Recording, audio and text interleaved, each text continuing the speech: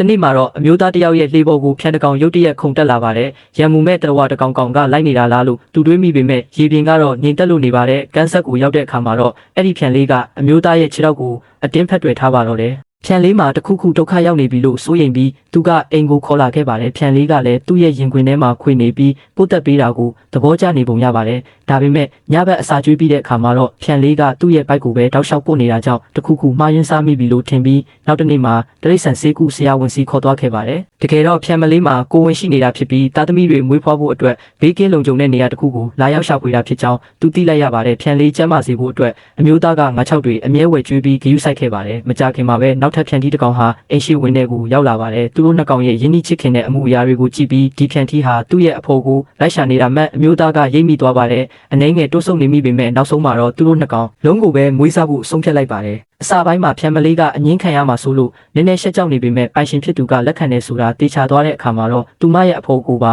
အိမ်ထဲကိုခေါ်လာခဲ့ပါတယ်မကြခင်မှာပဲသူတို့နှစ်ကောင်ဟာအသားကျသွားပြီးတစ်ကောင်နဲ့တစ်ကောင်ချစ်ခင်မှုကိုဖော်ပြလာကြပါတယ်မိသားစုဝင်အသစ်တွေရောက်ရှိလာခြင်းကိုဂုဏ်ပြုတဲ့အနေနဲ့အမျိုးသားကသူတို့အတွက်ဆယ်မွန်ငါးတွေအထူးတလဲဝယ်ယူကျွေးမွေးခဲ့ပါတော့တယ်